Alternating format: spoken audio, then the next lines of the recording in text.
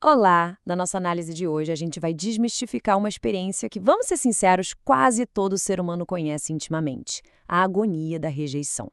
Mas olha, em vez de focar só em sentimentos feridos ou ficar repetindo aqueles conselhos clichês, a gente vai mudar o foco completamente para a neurociência nua e crua. A mente humana é absolutamente fascinante e ao longo dessa explicação a gente vai entender o que literalmente acontece no nosso corpo quando a rejeição bate na porta. Vamos lá?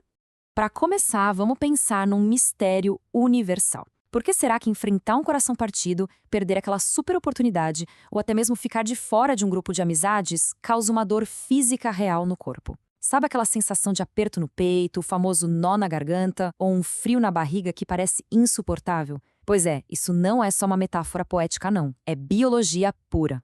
Então vamos mergulhar fundo nisso e desvendar a mecânica por trás dessa dor.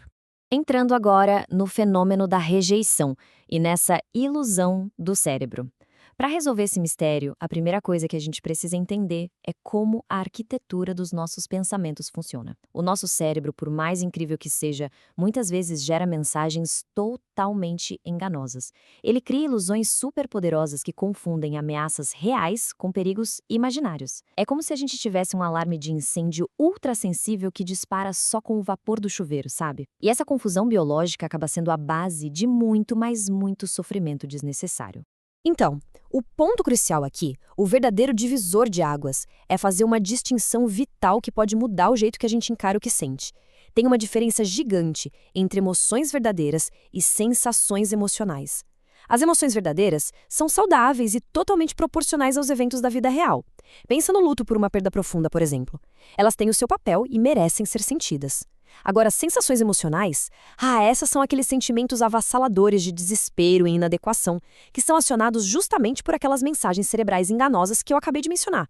Basicamente, o cérebro conta uma mentira e o corpo reage como se fosse a mais pura verdade. O que nos leva perfeitamente ao nosso próximo ponto: o jogo virtual e a famosa experiência da UCLA.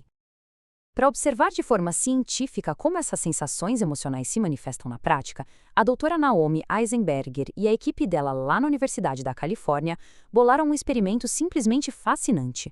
Eles usaram uma máquina de ressonância magnética e um joguinho virtual bem simples para conseguir mapear a rejeição em tempo real. Imagina a cena: os voluntários entravam no scanner cerebral e recebiam a instrução de jogar um jogo virtual de arremesso de bola com outros 2 jogadores. Detalhe: esses outros 2 eram, na verdade, simulações de computador. No começo, tudo parecia normal, aquele clima amigável de passa e repassa. Mas aí, do nada, lá pelo 10º minuto, o computador foi programado para simplesmente parar de passar a bola para o participante humano. Uma exclusão repentina, intencional e super clara. E é aí que chegamos no centro de alerta, o exato lugar onde a dor mora. Conforme as pessoas percebiam que estavam sendo deixadas de lado propositalmente, o scanner cerebral capturava uma reação biológica dramática acontecendo ali, ao vivo. O simples fato de ficar de fora da brincadeira acionou uma resposta absurdamente profunda e imediata no cérebro de cada um deles. E isso que a gente está vendo ilustra de forma brilhante o epicentro do problema. O escaneamento revelou um disparo elétrico fortíssimo em um circuito bem específico que os pesquisadores chamam de centro de alerta, ou em inglês, o Uh-Oh Center. As mensagens enganosas do cérebro viajam feito loucas pelos centros nervosos e culminam nesse sinal de alerta máximo. O corpo inteiro começa a processar sensações físicas e emocionais muito desconfortáveis, e tudo isso só porque uma bola virtual parou de ser passada num joguinho de computador. Incrível, né? Para você ter uma ideia, esse centro de alerta atua como o nosso sistema biológico de aviso pessoal.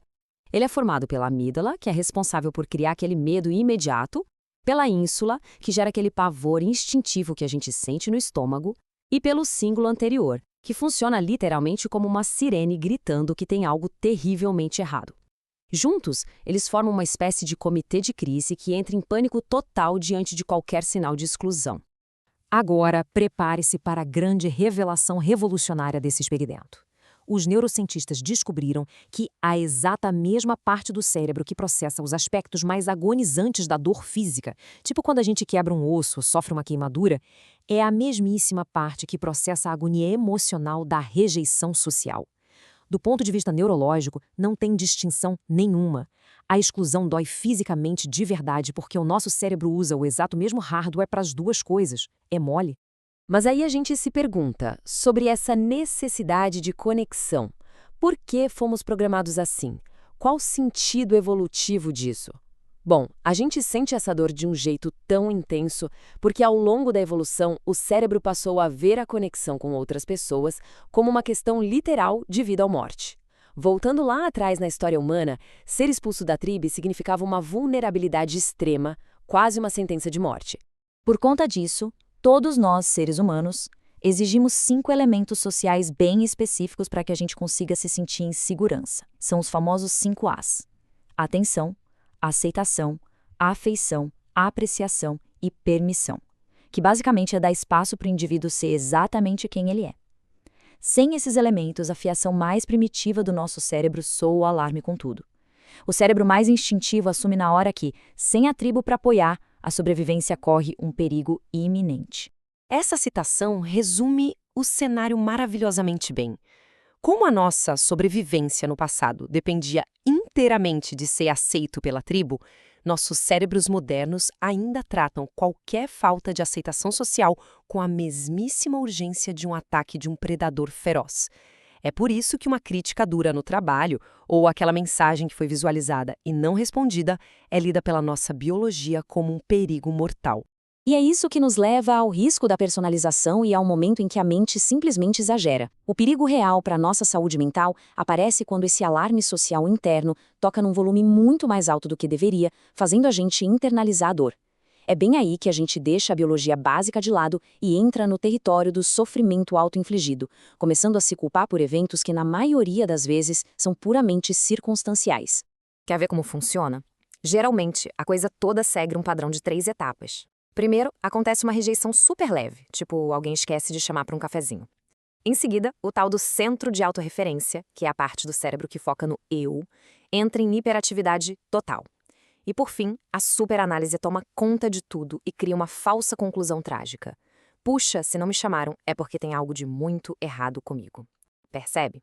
Fica muito fácil levar rejeições inofensivas para o lado incrivelmente pessoal e cair num ciclo vicioso terrível de ansiedade e isolamento. Mas calma, que tem muita esperança pela frente. Vamos falar sobre ressignificar essa dor e retomar o controle. Felizmente, a neurociência não só explica o problema, como também entrega a solução. Quando a gente entende essa mecânica da dor, fica totalmente possível usar uma técnica clínica super poderosa, chamada ressignificação. A ideia central aqui é parar de levar essas reações biológicas automáticas para o lado pessoal e começar a ver esse errinho de processamento do cérebro pelo que ele realmente é. O primeiro grande passo é fazer um reconhecimento explícito. Olha só, na hora que bater aquela angústia, declarar de forma consciente a frase: estou sentindo rejeição, isso é só dor social. Provoca uma mudança de perspectiva gigantesca. Em vez de sucumbir a uma devastação emocional total, a gente rotula a experiência do jeito certo, como uma sensação temporária e enganosa que foi criada pela fiação de sobrevivência lá do nosso cérebro. É literalmente como desligar o alarme de incêndio, porque a gente agora tem certeza que não tem fogo nenhum ali. Na prática do dia a dia, essa ressignificação envolve alguns passos que são cruciais. Primeiro, é fundamental entender que a dor é pura biologia, não é um defeito de caráter. Segundo, deve-se rotular o que está sentindo apenas como dor social, tirando todo aquele peso enorme da palavra rejeição. Terceiro, é preciso segurar a onda e resistir ao impulso de agir por impulso, tipo se isolar no quarto ou mandar aquela mensagem cheia de raiva para o grupo. E, finalmente, é necessário simplesmente sentar, aceitar o desconforto e deixar ele passar. Pensa nisso como nuvens escuras no céu. Essas tempestades químicas do cérebro perdem a força e desaparecem de forma supernatural, desde que a gente não fique alimentando elas com mais e mais ansiedade. Para fechar a nossa análise de hoje, eu deixo uma provocação para a gente refletir. Quando aquele desconforto ou aquele medo de não pertencer der as caras de novo, lembra que não é necessário enxergar isso como um reflexo do valor pessoal ou de qualquer tipo de inadequação. Muito pelo contrário. Aquele aperto no peito pode ser visto simplesmente como um alarme falso, um descompasso biológico desatualizado do nosso magnífico, porém um pouquinho imperfeito cérebro humano. A rejeição pode até ser inevitável na vida de qualquer pessoa, mas o sofrimento prolongado por causa dela, esse é absolutamente opcional quando a gente entende a ciência por trás disso tudo.